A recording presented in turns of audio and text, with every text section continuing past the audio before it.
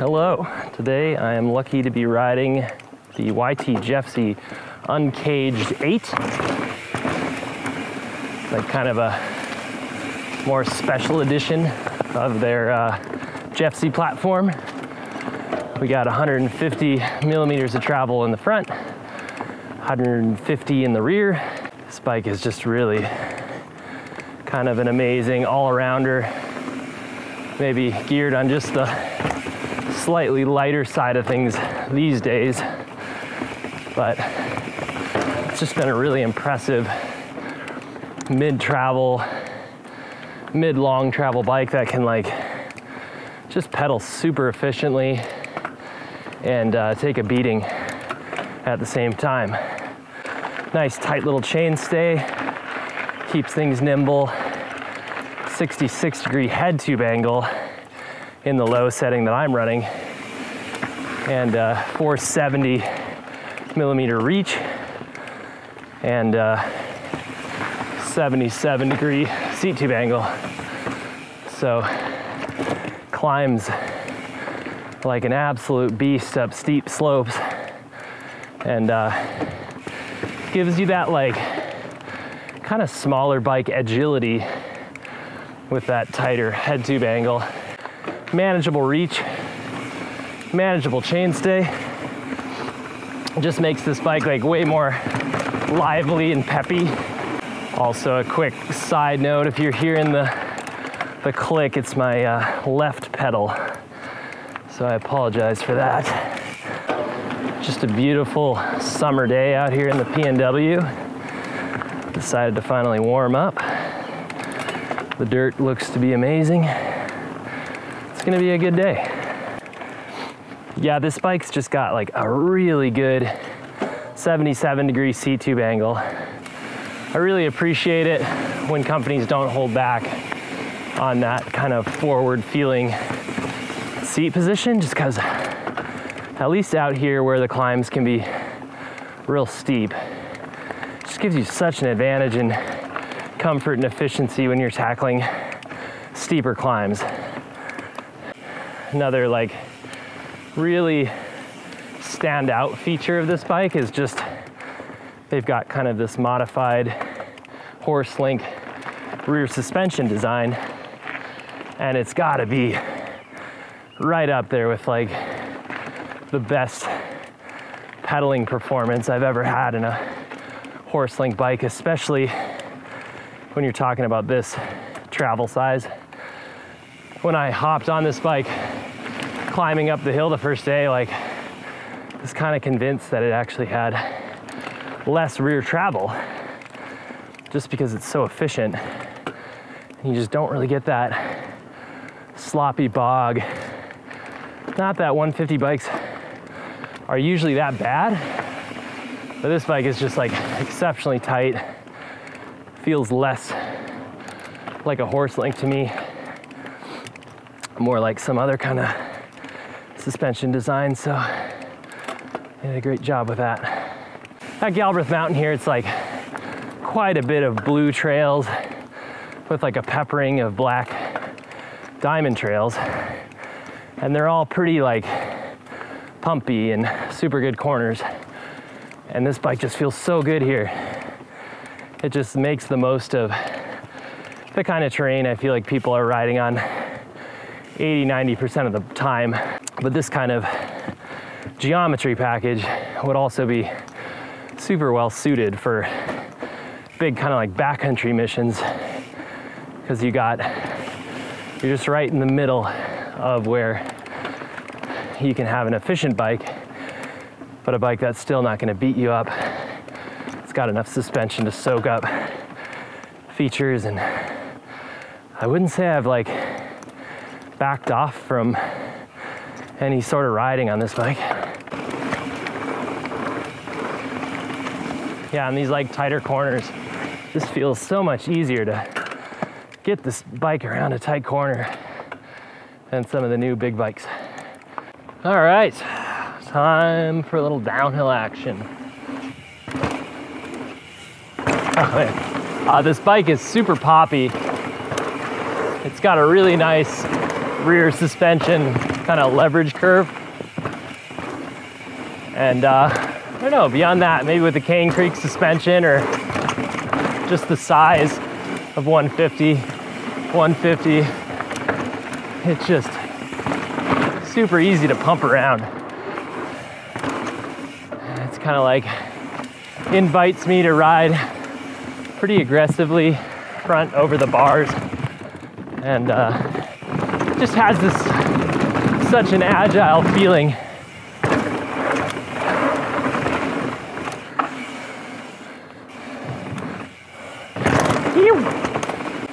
You just kind of feel like you can slice up corners a little bit easier than on most bikes this size. And yeah, I just like over popped that jump. This thing's got a lot of pop in reserve when you need it. Woo! Feels so good on these manicured corners. This trail is super fun on this bike with these tight corners here. You just feel like you can push the bike into it confidently into these corners, and just like super rewardingly agile. It's kind of like hard to squeak through this trail sometimes with like a big bike. And this bike's got a good amount of suspension, but it's so much more flickable.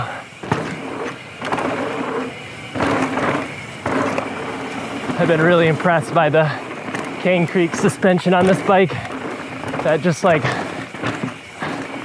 rebounds fast from repetitive hits. Super soft and pillowy shocks. Just definitely feels comfortable on the trail. Doesn't feel too stiff to me. I think whatever they have going on with that through axle design is working super good at just keeping the lower chassis stiff and still letting it flex a little bit for kind of the feel, a supple feel. This kind of like flatter terrain right here that's got these insane berms is like the ultimate expression of where this bike can shine. Like you can ride big gnarly stuff on this bike with the amount of travel it's got, but you can't take a big bike and just like rifle through these tight flat corners at speed if you have too much wheelbase and too slack of a head angle. This bike just cuts through everything, and yet, you know, you still got enough suspension to ride fairly gnarly trails. It's not, certainly not the cushiest bike, but it absolutely takes the edge off gnarly trails, but gives you just this amazing agility, which makes it so worth it. And also, when you have that agility, you can feather your way through the best lines so much better. Yeah, I think an important thing for me to convey about this bike is that it has a really nice kind of like initial softness. Then you get the mid-stroke support, which it really shines in. I think that's like a big part of the agility story. It's just like the mid-stroke support. And then fairly hard to bottom this bike out. I think I might have heard it earlier in the ride, but yeah, it definitely doesn't have a harsh bottom out at all. Woo! Oh man, springtime with hero dirt on this bike is something to behold. Yeah, if I had to like summarize this bike down, it's just agility, pop. Ooh, that's getting a little dry here. Woo! And you know, with that short rear end, you can pull the front end up just like super easily. Just pull manuals everywhere you want to. Oh. Yeah, still like a soft, pretty soft feeling when you're just like hammering through the chunk. I'd credit that mostly to the Cane Creek suspension, honestly. I feel like it just really takes repetitive hits quite well.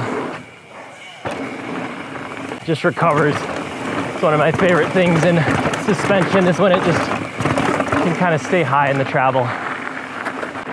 This trail, also a pretty good style of trail for the Jeffsy. Just these amazing berms. You can just pump your way down it. Throw in a little manual. So who's this bike for? I think there's like a ton of riders. I think it kind of caters to that like all-arounder kind of bike market.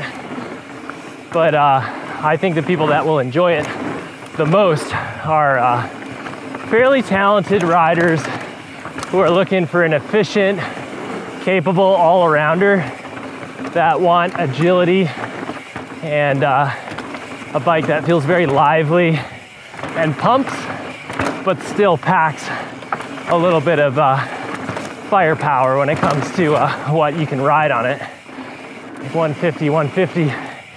It's quite a bit of travel still. But this bike just carries it super lightly, pedals like so well. I think like some newer riders might benefit from a little bit more forgiving slack bike, but that's being pretty specific. I think anybody who gets this bike will love it.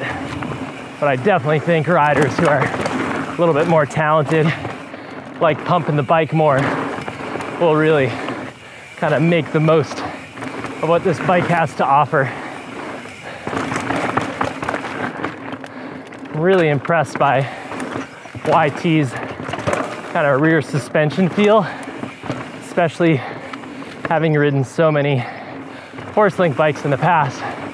This one just kind of stands out for how well it carries that 150 millimeters of travel. I don't know if you guys have been hearing, but I just feel like I've been getting a hold of so many corners today on this thing. I don't know if it's the dirt or just like having the perfect size bike and nice tires, but man, this thing's making me feel really good today. Woo, that's a tight one. So if you enjoyed this review, consider subscribing to the YouTube channel, and for the full write-up, head on over to freehubmag.com.